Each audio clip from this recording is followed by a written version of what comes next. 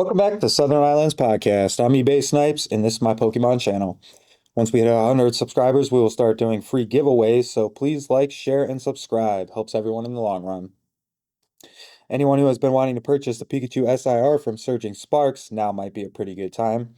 Looking at the charts today, the card raw was around $350, and on the release, it was $500 raw. So this card was $1,900 on release in a PSA 10 and is now sitting around $1,000. We aren't 100% positive this is the floor on this card, but the only things guaranteed in life are death and taxes. Personally, I do not see this card getting much cheaper anytime soon, so pick one up while you have a chance. The Charizard SIR from 151 has been dominating price charts. The card was $100 raw all the way until September 24 when it saw a massive spike. Since then, this card has not dropped below $190, not even once. This card raw as of today will run you about $265 USD. Since September 2024, this card went from $345 up to $900 in a PSA 10.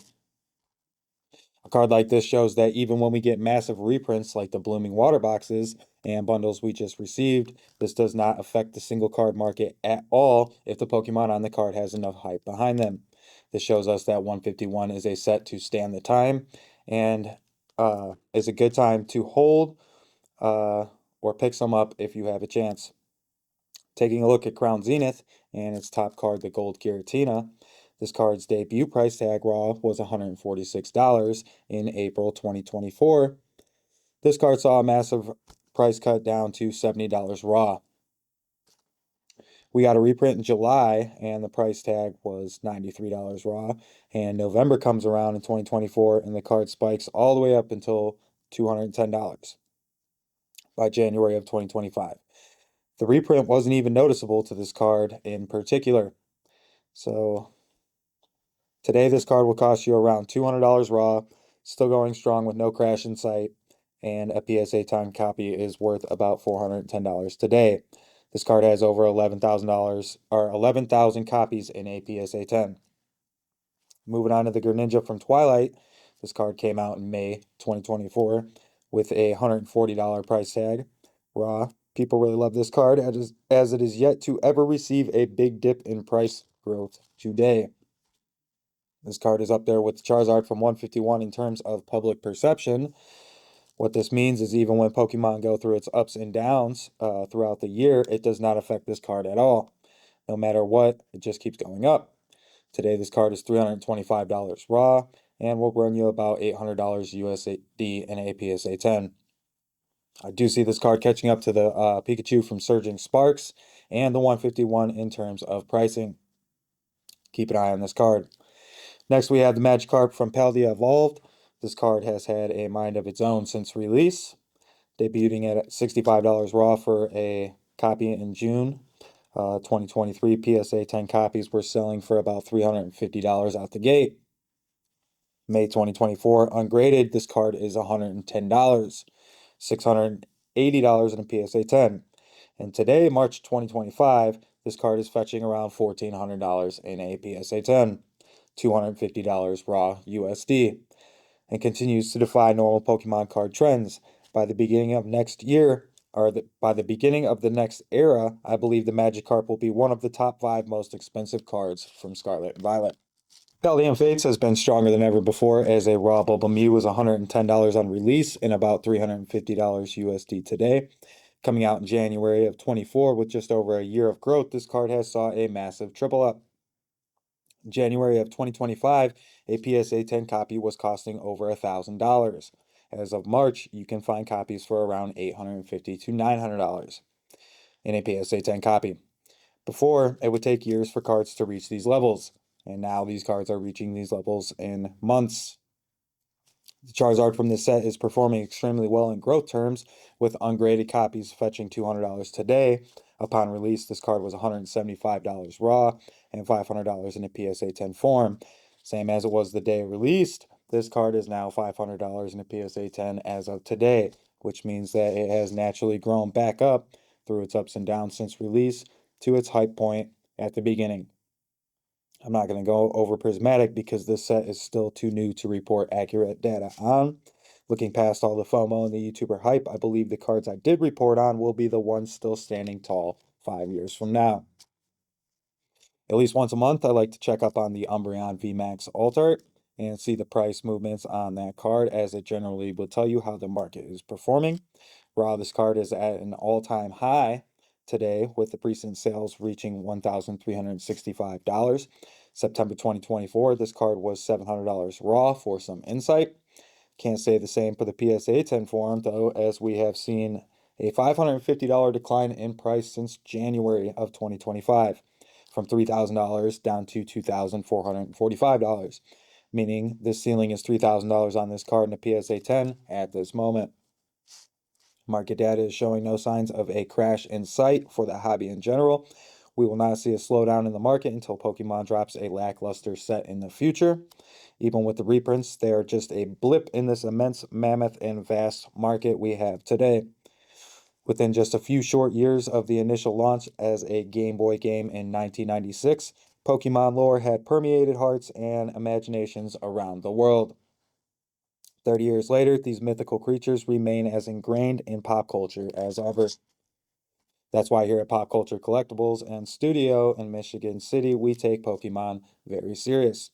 We will be vending at the Lake Station FOP on March 30th. See us there. And now I'm going to open up a couple packs of Pokemon. Here we have 3 packs of Prismatic and 1 pack of 151.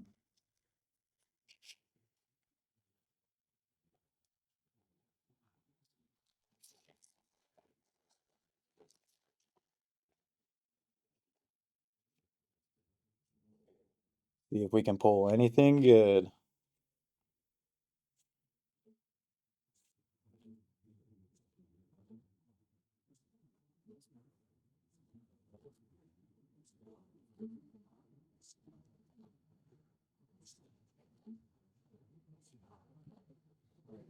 Nothing exciting out of that one.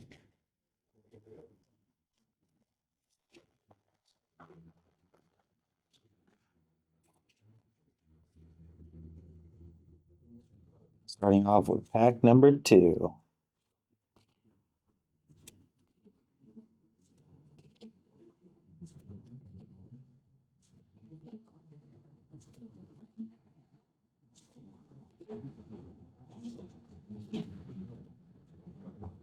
Nothing good. Our last pack of Prismatic, is it lucky?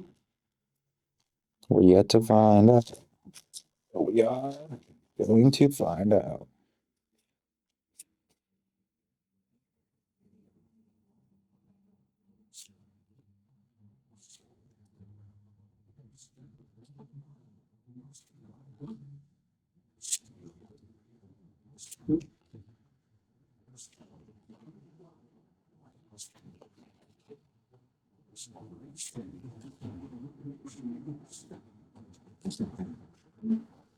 Not today. And for our last pack, we got some 151. Crazy that both these packs are now going for about the same price, at $15 a pack.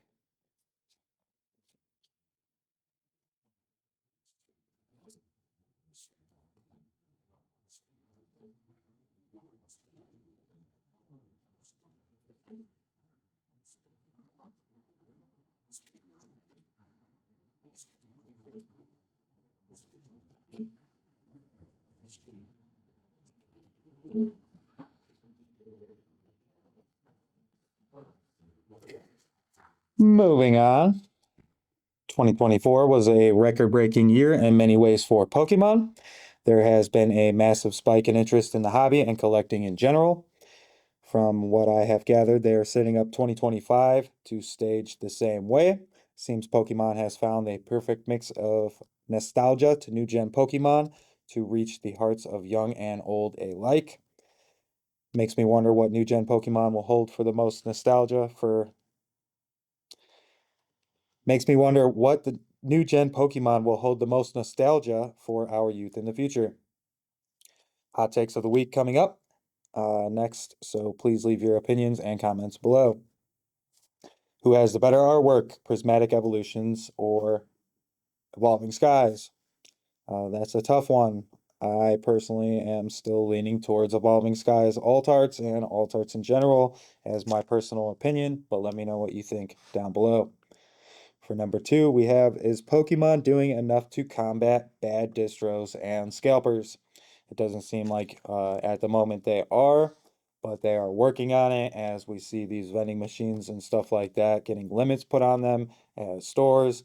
Um, Still not enough, in my opinion. I think they need to find a way around that.